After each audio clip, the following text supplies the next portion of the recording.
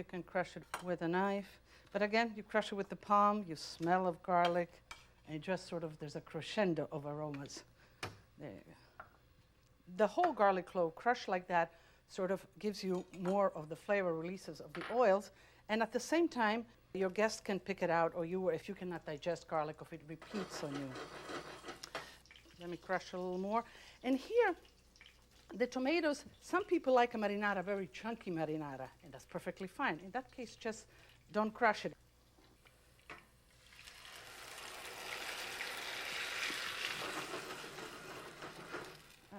Okay. Again, for a little bit of zest, I add a little peperoncino, but I like a little zest in my sauce, the acidity, the sweetness, and the sort of kick of the peperoncino. A little salt, and we're going to let this just simmer. Okay, the clams are just beginning to keep them under steam, so they're open, and you don't want to cook them, you just want them to open up, because clams cook very quickly. All seafood does, clams, scallops, so we're going to need a certain amount of speediness to cooking them. So as soon as they open up, you pull them off. Let me just check the clams. Oh, okay, yes, the clams are opened. Let me just pour them right in here so they can cool off.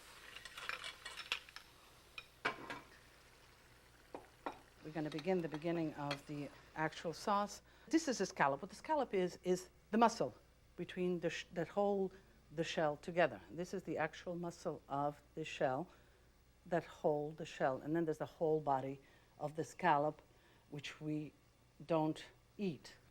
There is just a little muscle here that you have to remove. Otherwise, everything is edible. Not that it's bad, it's just tough. So you remove it, and then you can cut it. Now, you can buy different scallops. I recommend you buy dry sea scallops. Dry sea scallops are scallops that have been harvested and sold in its natural waters. Because scallops sometimes, they're so delicate that they are preserved in a sort of milky solution. The flavor, the natural sweetness of the scallops is no longer there. You get this milky substance, and when you cook them, you see all this milky water running out, and they shrink half up to their normal size. So as for dry sea scallops, they're much more perishable, but you sense a stickiness, that almost sugar substance is still stuck to them. The scallop's important that you have a lot of pan space, if you will. Okay. Lower it, and again, salt. Okay, let's pull out the clams. If a clam doesn't open, discard it to the side. Whenever a mollusco with a clam or mussel doesn't open and you're cooking it, discard it to the side, don't use it. See, I want that little caramelization and a little splatter around your stove, but you know, cook. And then the satisfaction of your family, I'm sure it's worthwhile, the cleanup. You can put whole clams, you can chop them up. Again, your preference.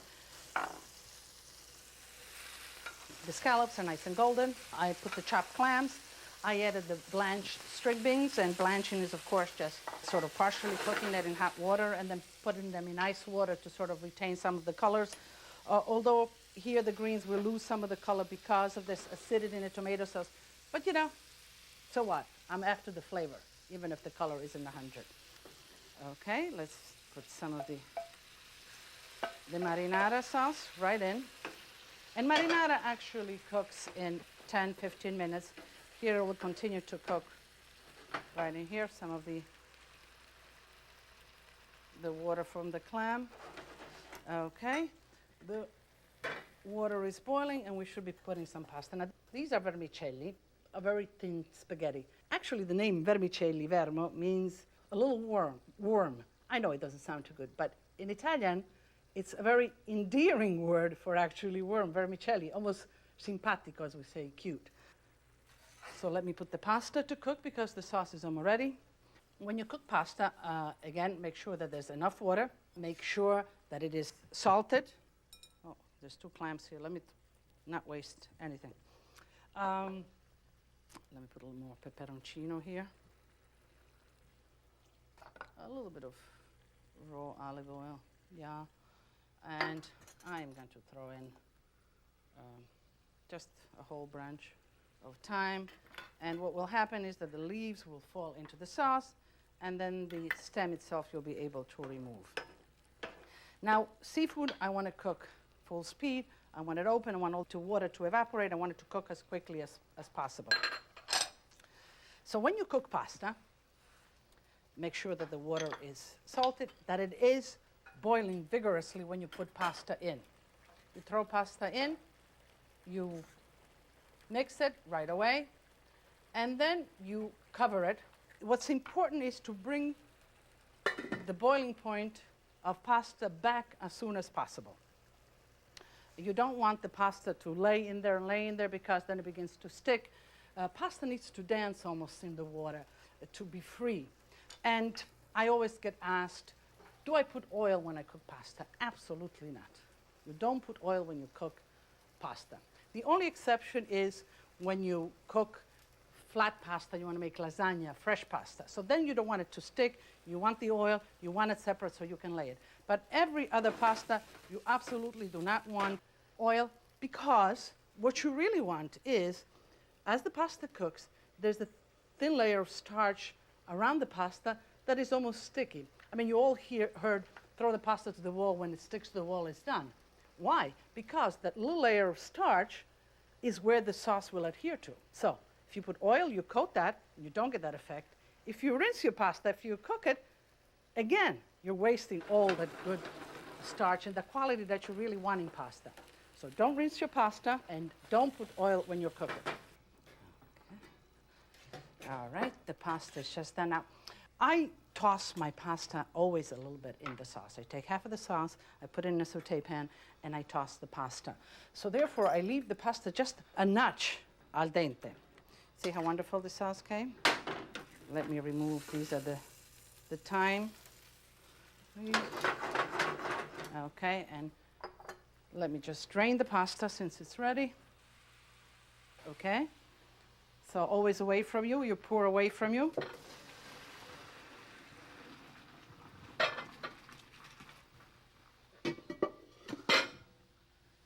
Okay, you want to get as much of the water out of the pasta, because otherwise it'll dilute the intensity of your sauce. Okay, hot stuff.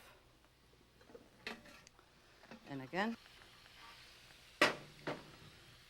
let's pour it right in the, okay, let me just saute.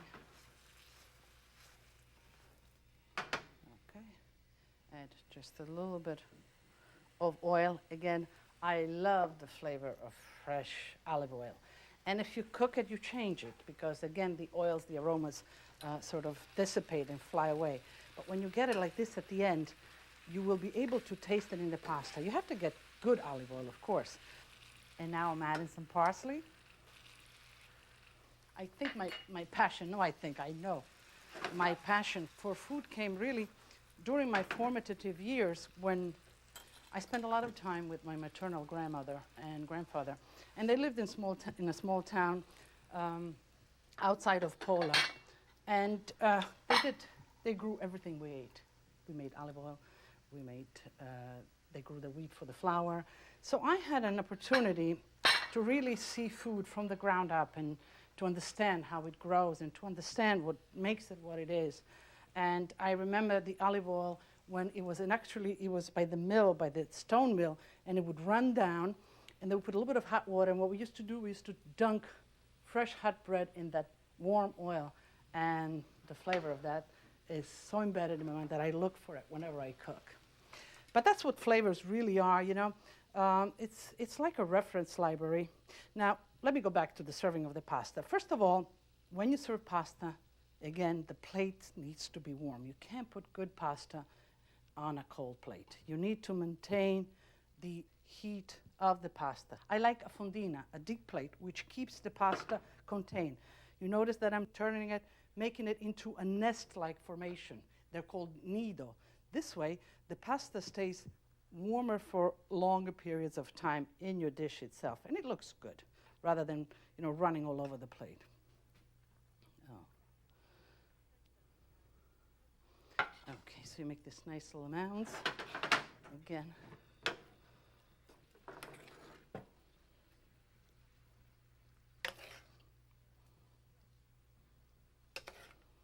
And, you could substitute the vegetables, maybe string beans or peas or whatever. That's the freedom that I really want to give you. You need to feel that you can do this. I sort of led you to do this, but then your personality, whatever you have, whatever is fresh, you don't have to get exactly this. You can do shrimps and broccoli the same way. Why not? May I drizzle a little bit of olive oil? I would do it this way. Just a little bit. And it looks like I'm doing a lot, but I'm really not at the end. Okay. These are haricot vert, very thin. They just split open. And I left some just to put on top, because the visual part is so important. Okay. Now, do you think that your guest or your family might enjoy something like this? I think so. Enjoy.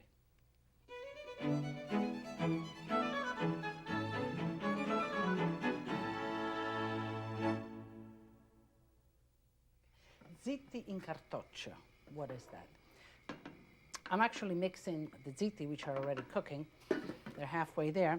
Cartoccio is a bag, a paper bag. And what we're going to do is we're going to sauce the zittis, put them in a bag, sort of, and bake them in the oven.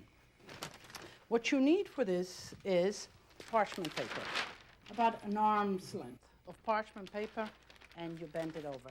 And you can cook, I'm going to show you pasta, but you can cook fish in this, you can cook chicken, and it's really a show because everything is captured in there, all the aroma and everything, and you put it in front of your guests, and then it just explodes in their face. What you need is to butter slightly this. So you take a bar of butter, sort of semi-soft, and you just lightly butter. That's fine. Here we have the marinara sauce as a base, and it is basically the same marinara that we made for the previous recipe. And when you make marinara, you saw how simple it is. Make that extra batch. Put it in containers, put it in the freezer, and then your next pasta meal is only 10 or 15 minutes away. Again, I like to saute my pasta. I don't like to pour sauce over pasta. I like the pasta to absorb the sauce. So therefore, I leave it a little bit undercooked, and then I saute it in the sauce itself. In the sauce, there is the marinara, the basic garlic, olive oil, and fresh tomatoes crushed. And then I add some margarine, a lot of those fresh herbs. I have some in here already for flavor, but I'm going to add some more just for that sort of last-minute freshness effect. And as I was telling you before, when I taste something, it's something really good, I really focus on that taste. Visually, with my sense of smell, my olfactory, and then my taste buds. I take it once, I take it twice, and I really record that, and I file it away. And then, when I'm cooking, that optimal taste that I've tasted someplace along the line, that's in my reference, sort of haunts me. And when I cook, I have to get there. So when those two meet, the optimal flavor that you have recorded and what you're cooking, the bells go off. You have the right thing. So, okay, let's chop.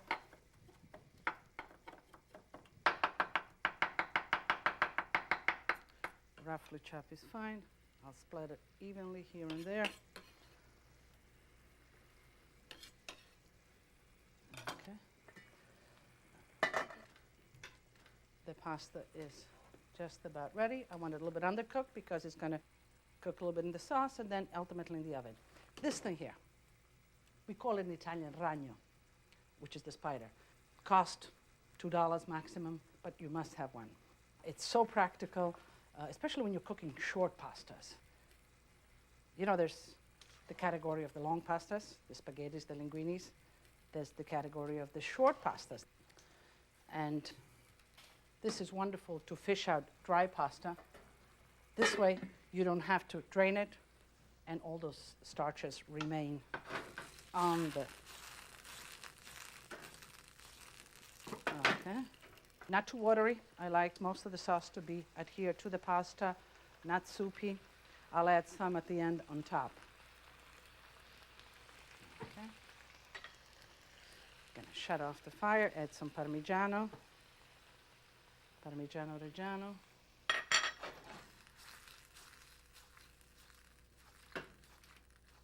Okay. Now, when you begin this, preheat the oven. You need a hot oven at 475. You can rest these either in an oven-proof baking dish or on a long baking pan, and you can align them and bake them like that.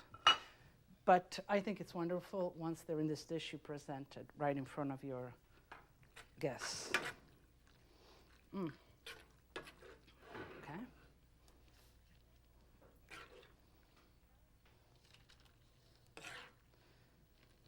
Okay. About one portion full. Okay, sort of settled in the center. I was thinking about a little sauce, but I think it might have enough sauce, maybe just a little more. And then we top it off with bocconcini di mozzarella. What are bocconcini? Boccone is one bite in Italian. Bocconcini is little bites of mozzarella.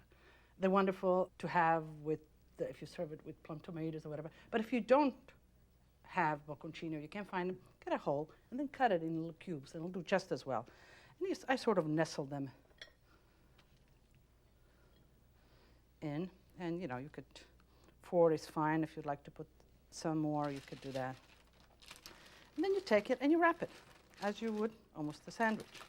Make sure that you wrap it tight, because what you want the steam to stay there. You don't want that to escape, because that's the fun, when you open it up and all that really hits you in the face. It's good for your skin, so you know they say that steam is good for your skin. Fold it over on the side. And again, you fold it over on the other side, almost like a sandwich. Let it leave a little room, because it'll puff up. And you set it right in the baking dish, and it goes in the oven like this. And you want to bake it for 20 minutes. The ziti should be perfectly ready, steaming ready. Okay.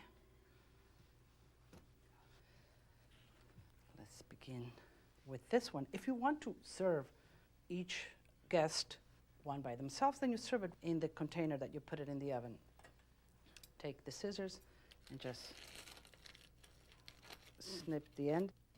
The parchment paper will sort of shred and crumble, but what's a little paper with good pasta? Okay.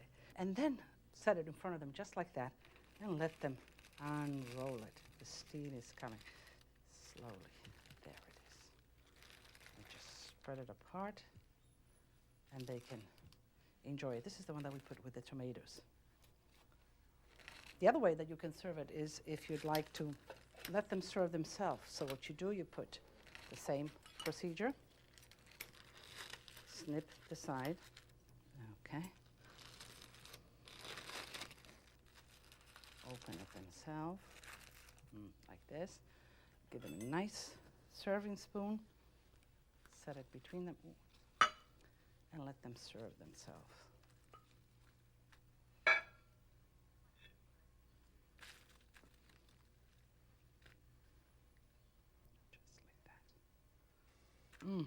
The aroma of all the herbs coming out is just makes you begin to salivate.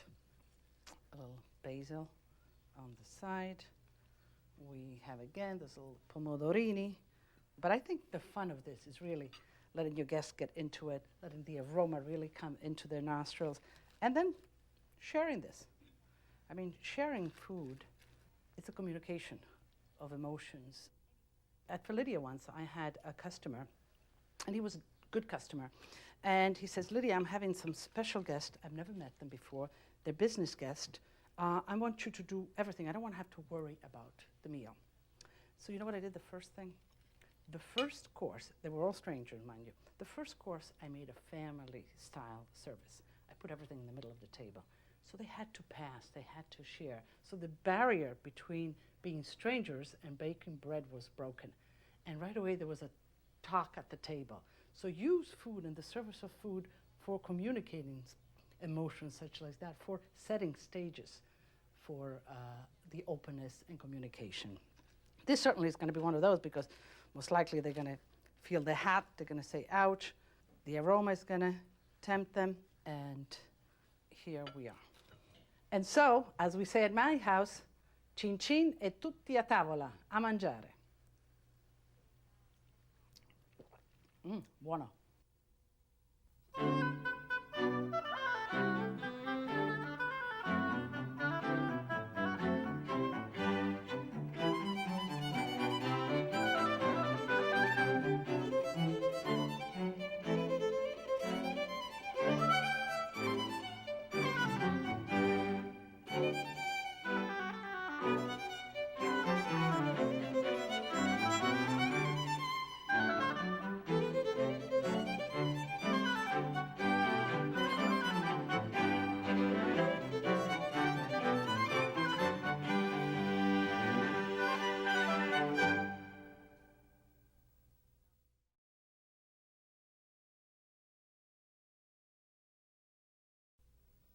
Appetizer, main course, dessert. The possibility of polenta dishes are endless.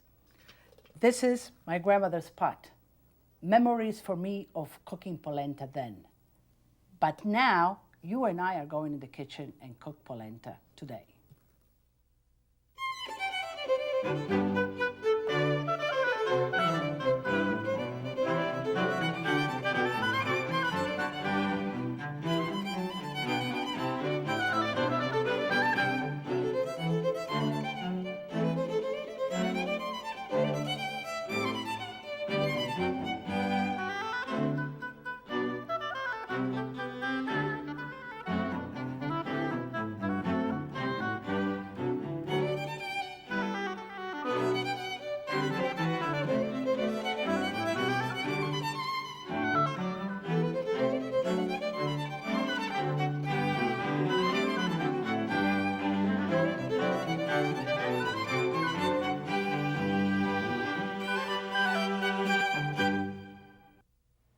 Buongiorno, benvenuti. Welcome to my steaming kitchen. I'm a polentona. What is a polentona? Polentona is a name given to the people of northeast Italy. That's where I come from. We eat and cook a lot of polenta. The traditional way of serving polenta is exactly like this. I remember as a child, these big tagliers full of mounds of polenta coming to the table. This is called a tagliere. And the polenta would be poured on the tagliere and left just to set, because polenta is like lava. It maintains really heat inside for about 15 minutes, so you can work comfortably with it. And then there was a taut string like this, and you would go underneath and pull up at different intervals, all the way down, and then you went right on a 90-degree angle the other way. There we go. And this will be brought to the table with a big pot of either a brodetto, seafood brodetto, or a game sauce or whatever. And everybody would pick up a nice square, put it on the table, and sauce it. What is polenta? Polenta is basically corn, dried corn, and milled. This one here is a polenta very finely ground, what will give you a very fine, smooth, pudding-like texture when you're finished cooking it. And for certain dishes, you might prefer that. Then this is the stone ground, which I like. Stone ground, thick, coarse. When you cook it, it still becomes into a nice pudding, but under your tongue, you sense it when your tongue presses against your palate, the top palate, you sense that graininess. And then we have white polenta. And white polenta is, again, the species of the corn, and it is used a lot for seafood, for brodettos, because it has sort of that mild, neutral flavor, not as intense as the rest. Today, what we're going to do is we're going to make basic polenta from a stone ground coarse cornmeal, which this is.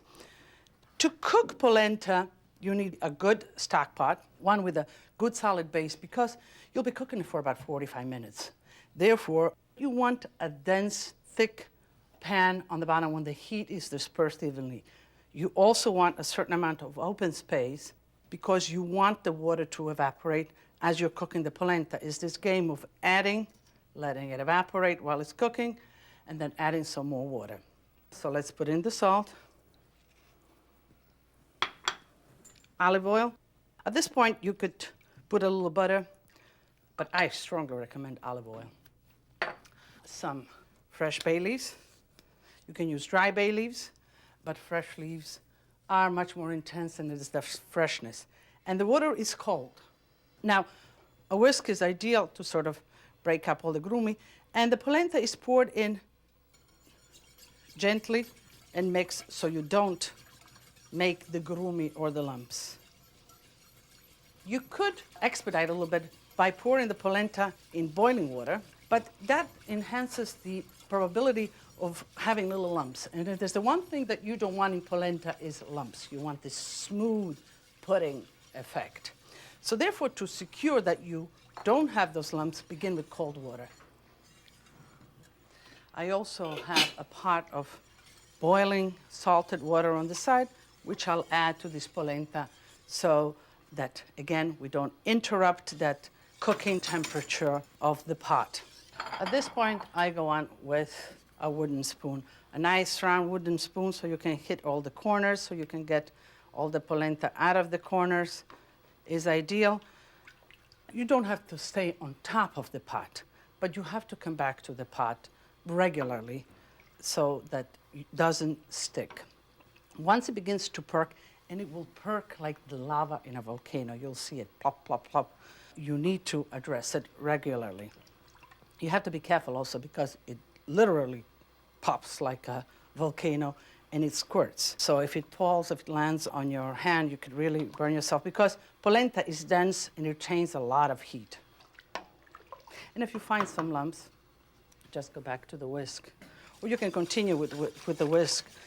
I just am so used to the wooden spoon, and that's traditionally that I don't know, I think the wooden spoon is somehow gentler on the food. I mean, it's my imagination, I don't know, but it's a natural sort of material.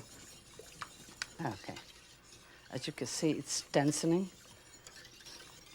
Polenta is so versatile. We made it at least in Bussoler, which is the little town where my grandparents lived, and now you see it perking, I want to show you. I'll get back to the story. But you see it perking, and you see it coming right up. You have to be careful of that. So lower, stay away with your face. You can put a sort of a mitten or something, and if you continually mix it, then it will not perk. But if you let it, I want to show you. Doesn't that look like a volcano? Okay. You notice it densing up. At this point, you add a little bit of the cooking water at the time.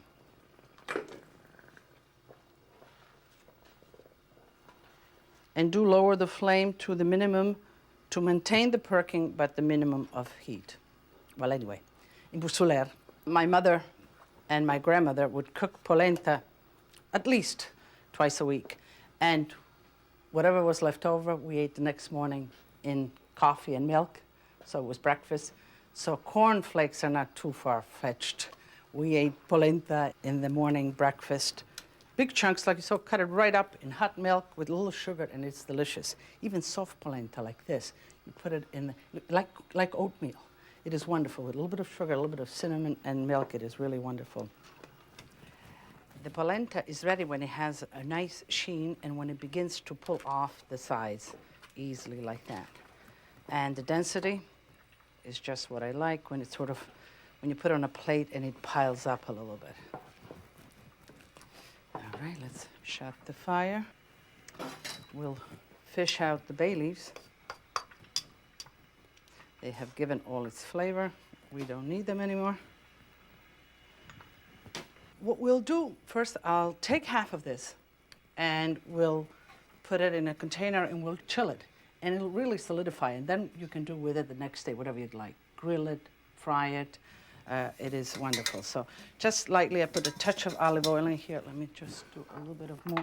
Not too much. You really don't need all that much because polenta, when it dries, it has sort of almost like a gelatin feel to it, and it detaches itself from the container immediately.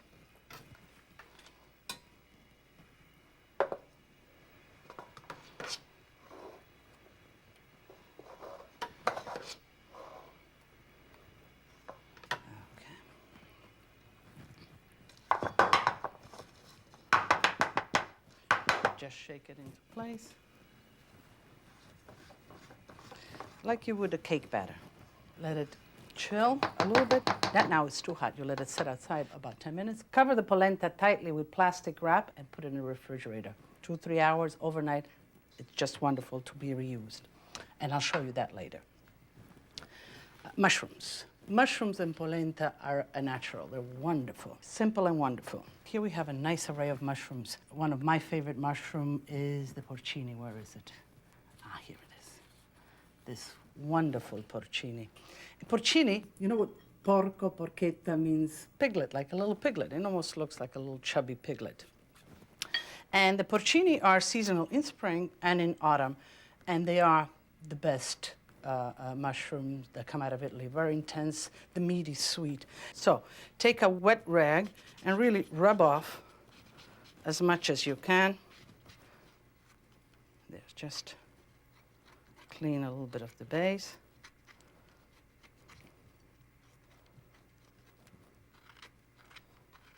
Pat off. Let's see. There's a little bit of... I mean, if you really feel that there is grit, dunk it in and out of the water quickly and put it on a paper towel to completely dry. And then what you want this wonderful slices in a certain density, because otherwise they will break up in the pot. Portobello is also a wonderful mushroom.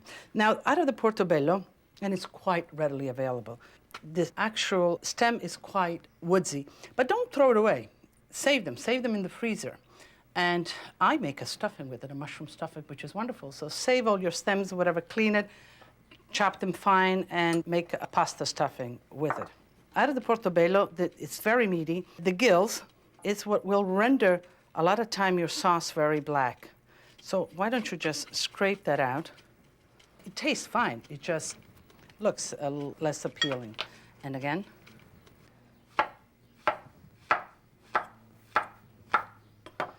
while I'm doing this, I'm going to just light the fire. Olive oil in a nice wide pan. When you're sauteing mushrooms, get yourself a lot of space because they have water. You want the water to evaporate. You want the flavors to concentrate. So give them ample space again. Let's crush the garlic. I want the flavor, but I don't want little pieces of garlic within mushrooms or to remain with me.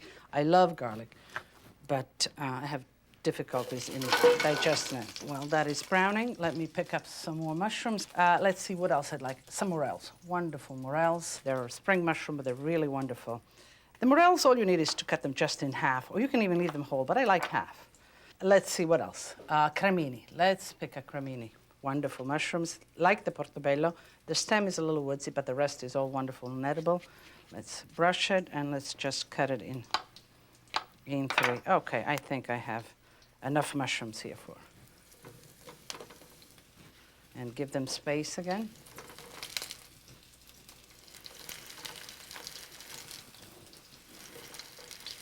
Rosemary, whole sprig too, then you can pull out whatever little leaves remain in there, let them be. A little bit of salt, again, to flavor it and to pull out the water. A little bit of fresh pepper. At this point, you can put a little butter. You can add a little bit more olive oil. And just a little bit of stock to make the sauce. A little parsley. And let that simmer. It reminds me, I had a great aunt, Maria Santola. We used to call her Santola. And she was a forager, she was a herbalist, and she used to take me with her. She used to make the ciabatte for me, which means the house slippers by hand. She used to sort of touch them. And she used to take me with her in the woods, and the smell of this mushroom just brought me right back into her little house. She used to have a little scagnetto, which is a little seat for me, and I would sit there and clean the mushrooms. The whole house was full of mushroom smell. This took me right back.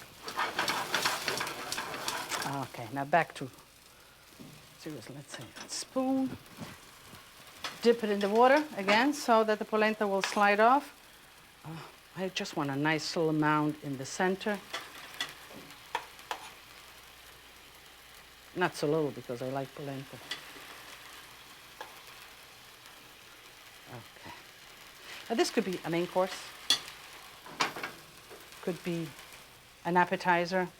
It's easy because you can see the polenta stays comfortably there and you can do your other works. The plate always hot, but the polenta retains its heat, so don't worry about letting it stay. I like my sauce pulled, and I love my raw olive oil at the end to amalgamize, to sort of tie my sauce. When you want to tie the sauce, shake the pan. You see me always shaking and making this noise, but there's a reason. It sort of incorporates the air in the fat molecules that are spreading with the heat. It makes the sauce denser and fluffier. So when you see those chefs, even when I hire chefs in my restaurants, I observe every move that they make. I observe how they touch food. It tells me an awful lot. And when I see them shaking the pans, I says, okay, that's a good sign. So shake those pans. Okay. Now, the smell of rosemary, of garlic, of mushrooms. You should be here, you really should. The porcini. This is the king of mushrooms. Let's see, those little piglets. I want a little bit of the polenta to show on the side, so I want the mushrooms, I'm going to just pile them on the top. And I'm being generous here with the mushrooms.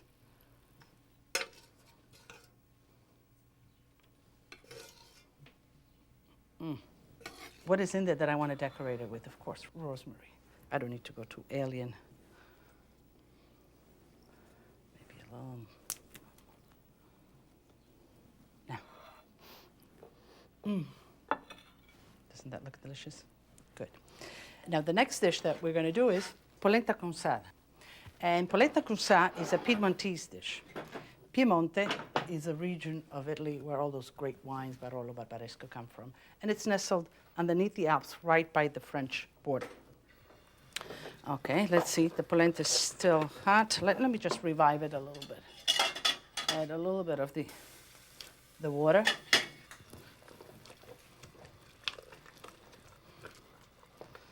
And let's see, I have a plate set here, yeah. For the polenta consada, coordination of colors too. You see a little yellow here, a little yellow there, just to exalt the yellow in the polenta. What I have here, I had some butter which I rendered until the specks became just slightly brown, that nutty flavor I want in the butter. Now, polenta consada is basically cheese, raw cheese added to hot polenta, whipped, and then served with a topping of this browned butter and some additional cheese. Okay. Here I have some fontina cheese. Fontina cheese is a cheese from Piemonte region. It's an all cow's milk cheese. It is very tasty. It is a soft cheese. It's a cheese that's good to cook with because it melts into a creamy consistency when... And I'm going to shut the fire. The heat of the polenta is enough to really melt the cheese, because then you want these little specks of cheese in there. This is toma. Toma is a Piedmontese cheese also, which is cow's milk and sometimes goat's, sometimes sheep's milk mixed in it. And it's a soft cheese, and it's really intense. It's really mature. It has a lot of flavor. Now you notice I really don't want to cook all this cheese. I just wanted to just melt it into the polenta. A little Parmigiano. Now that's not Piedmontese, that's from Reggio Emilia, but a little Parmigiano is good everywhere.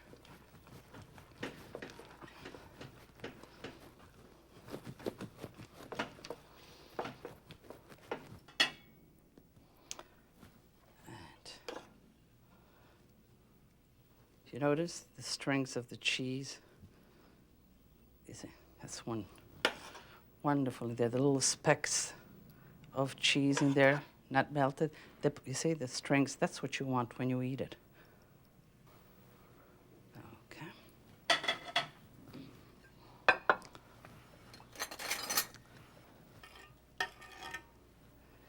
Just a little bit of the brown butter, not too much. I just want the nuttiness of it, those little specks.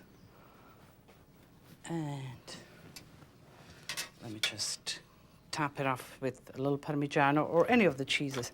And what you want is just sort of little curls.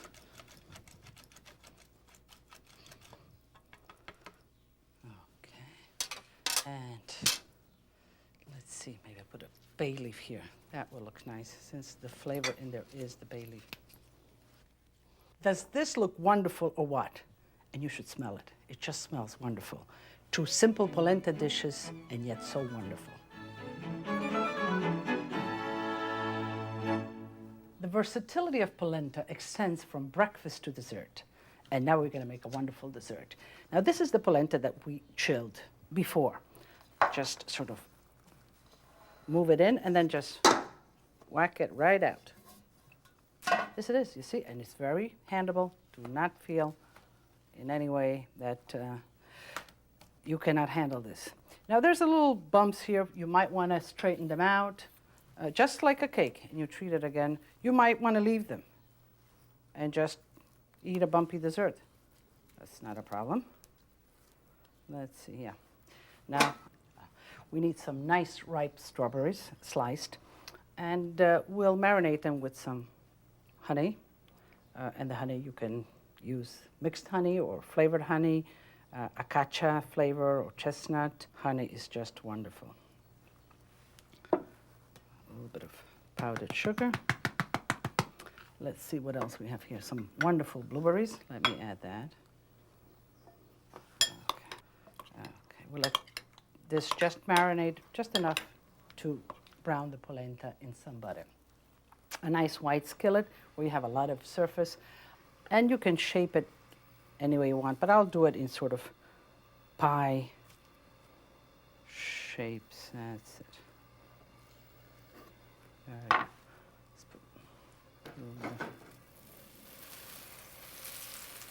When frying the polenta, it is best to fry it in a non-stick skillet so it really doesn't stick. You get a nice browning top to it. Okay. And you need just enough butter to coat the skillet.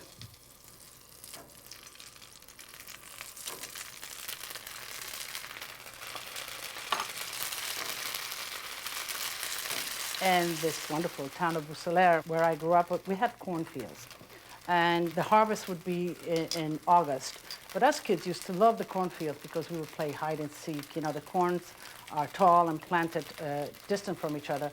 And we would run through it playing hide and seek. We would sort of pluck the beards, make hairdos, hang it around and make mustache. Look at this, we would carry around with this, like Fu Manchu we would look. But when the harvest was in August, when the plant was almost dry, because you wanted the kernel to be dry to make the polenta flour, it would be brought into the courtyard, and there we would separate the ears, and the stalks themselves would be burnt, and the ashes would be put back into the land for fertilizer. The husks would be saved to put in the pens of the animals.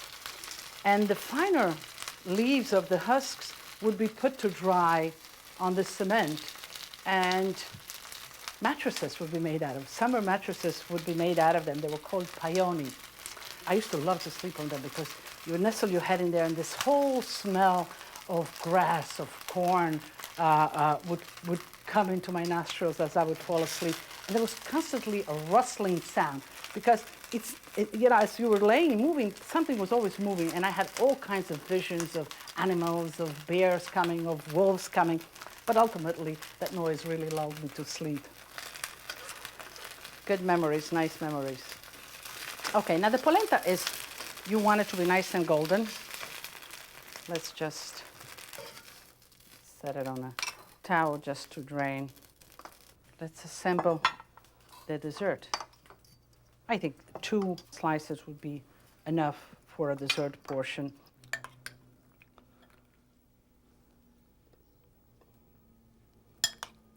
You know, when you decorate food, sometimes it's the best to let it fall. Let's see, I have some boysenberries. And, you know, sometimes I go to prepare something and I says, okay, when I get there, I see what I'll put even preparation for the show. Let me tell you, I had them going crazy. I says, when I get there, I see how I feel, what's really wonderful. So the figs really look great. Figs are Mediterranean. So let's see, like this. Cherries, wonderful. Right here. Some mint. Now this you could serve for dessert, or you could serve it for breakfast. I don't see why not.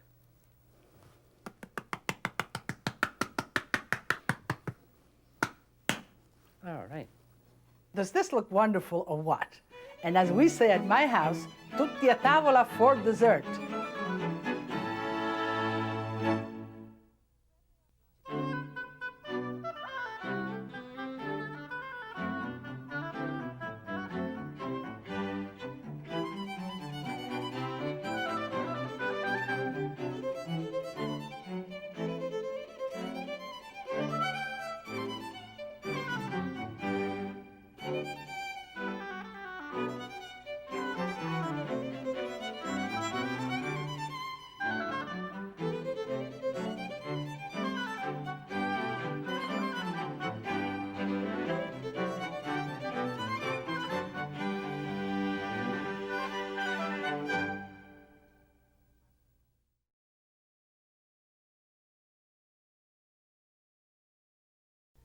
Oh campagnola bella, tu sei la reginella, negli occhi tuoi c'è sole, c'è calore delle vali tutte in fior.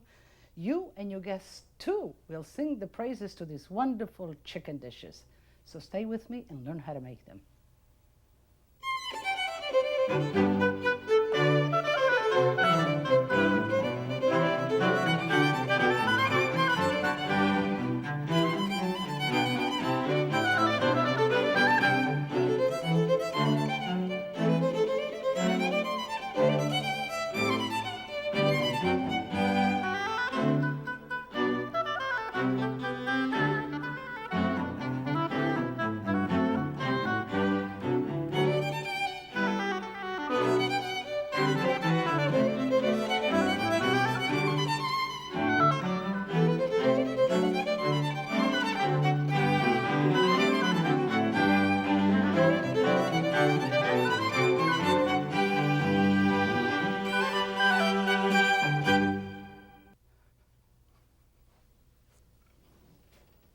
Buongiorno, benvenuti.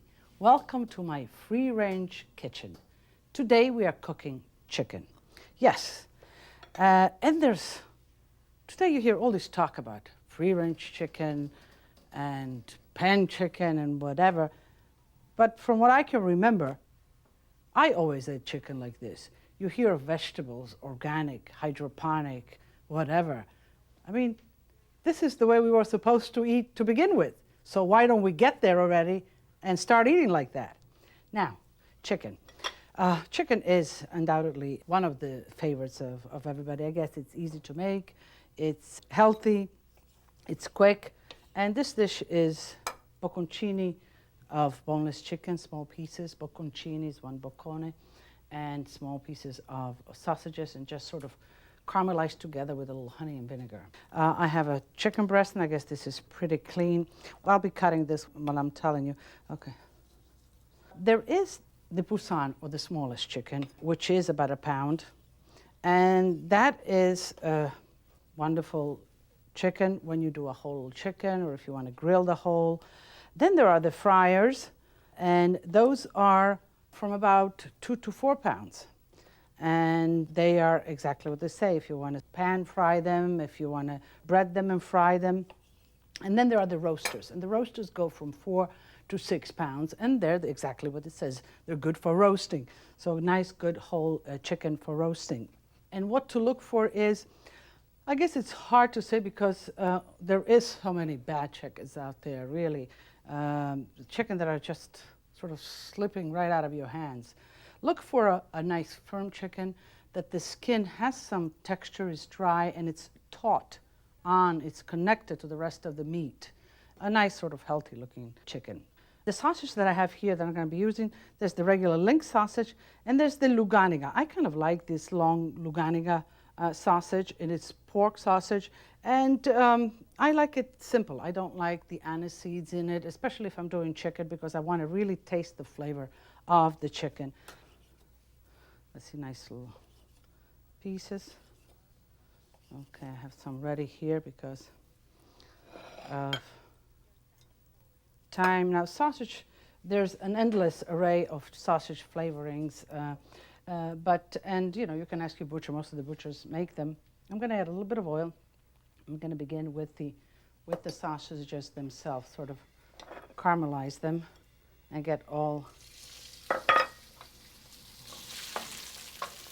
And what you want to do in this dish, you want sort of space, because you want quick, high, intense heat, and you want everything to be caramelized. As you know, chicken breast can dry out rather quickly. Now you can make this dish with other parts of the chicken if you prefer the thigh, or you can make it with chicken on the bone. Just keep in mind the cooking time. In that case, I would put the chicken right in with the sausage, brown it well, and then use more of the stock and more of the wine to let it cook thoroughly.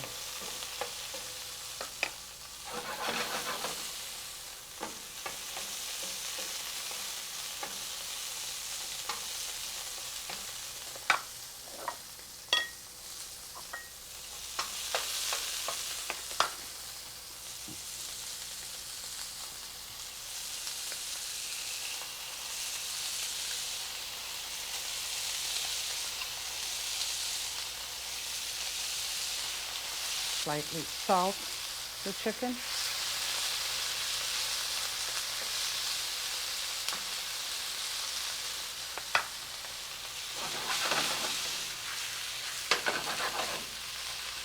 High heat, intense searing off the chicken breast. I'm going to find a little corner here and just put a little bit of olive oil. And I'm going to put the garlic. I have chopped garlic here, chopped fine garlic. And when you chop the garlic fine like this, the garlic will remain amongst the meat and the sausages. If you do not want the garlic in there, but you want the flavor of garlic, take the whole garlic clove, crush it, put extra on, put 6, 7, 8, and just let them cook with it, and then you can see it and remove it. But in this case, I'm going to leave it, because if I were to throw it right in with the meat, it would stick on to the meat, and then not brown or something, and then the raw garlic is really very, very hard to digest. So just make a little corner for that and let that caramelize also.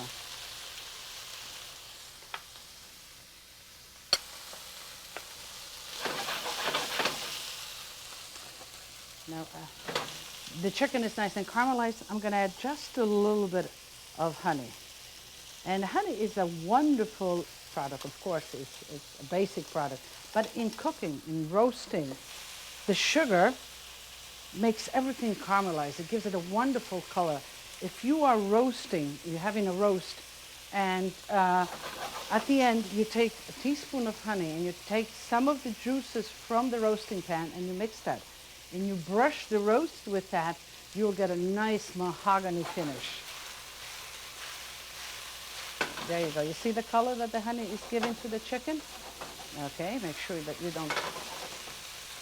don't burn it. But we put pepper at this.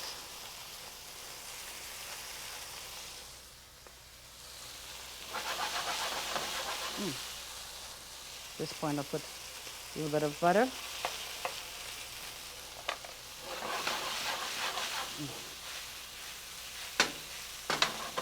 See the goldenness? Now to counteract the sweetness, I'm going to add a little bit of vinegar. So, you know, it's all a play of flavors, a balance of acidity, sweetness, and okay. So I have the color there. I have the balance between the sweetness and the tartness.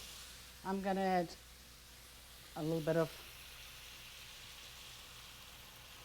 white wine. Some more salt, a touch of stock, not too much because everything is just about cooked. And what I want here, I really don't want all that much sauce. I want the sauce basically to adhere to the chicken, to the meat. But whatever you do, when you work with chicken, make sure that you cook it properly, that you cook it thoroughly, and that you clean all the surfaces where you have worked. I mean, the chicken should be addressed, and then everything should be washed thoroughly for you to proceed with anything else. Okay. I'm slowly watching it because I want the sauce to attach itself to the meat, but I don't want it to burn.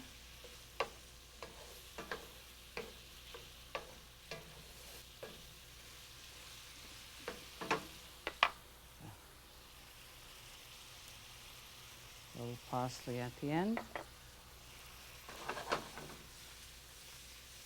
And we are ready.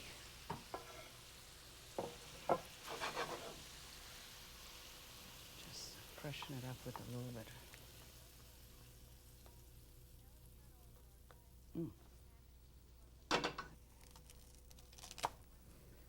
Just a little bit of color, There's a wonderful aroma of vinegar, garlic, sausages, and this wonderful mahogany color. Can you taste that? Can you smell it?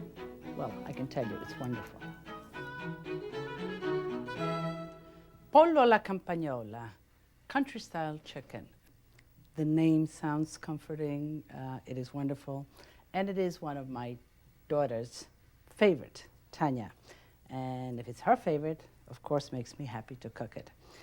These are the spring chickens, the small, about 1 pound. Let me show you. What this dish is best if it is the chicken with the bone, the whole, and the skin gets caramelized. So it's best that way. You can do it, I guess, with boneless chicken or with just breast, but you have to be careful not to overcook the breast.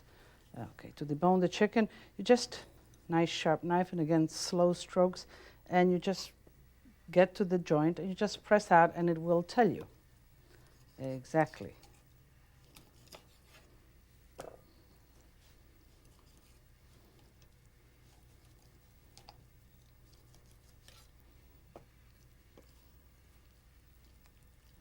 Next we go to the wing, and again, just give it a little cut, and it will tell you exactly where it ends. Now the wing, you can cut this part off. I leave it on, and then you can take it off later on again.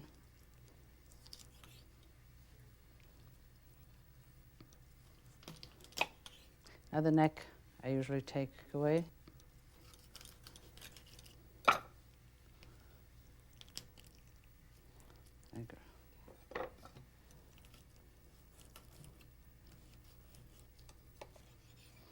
This is the backbone. It's actually, I like this part very much. To eat around the bone, it's the sweetest. So it's up to you.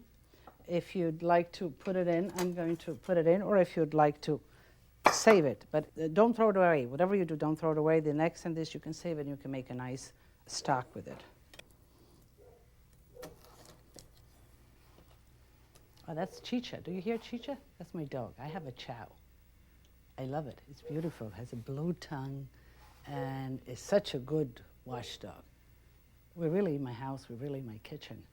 So therefore, all the sounds are sounds that are sounds of my life.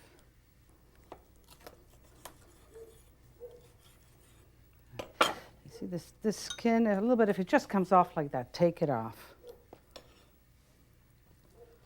Keep it sort of, you don't want any appendages hanging, but keep a nice clean pieces. You know, Chicha lives quite well also. I bring back from the restaurant ossobuco bones, and she waits for me every night. My husband is actually Felice. He's the one that takes care of her. And she waits for him and jumps up and down when she hears him coming. What you want to do here is a nice hot pan and really sear and brown the chicken. Okay, I think we have enough, so I'm going to leave that piece out. Cut any excess skin. Now again, when you work with chickens, you got to clean everything. You got to finish the dish, but then just wash everything off with soap and water to begin anything else. Okay, nice hot pan. I'm going to season it with salt. fresh pepper and skin down as much as possible.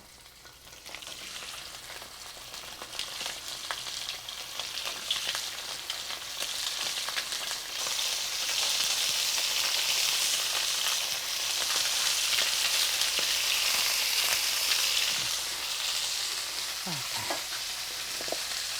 These are some young potatoes, and young potatoes are nice, first of all, as far as colors and flavors, but you could use a whole large potato, Idaho, and then cut it in quarters. Wash it well. I like the skin in this dish. Wash well the skin and leave the skin in.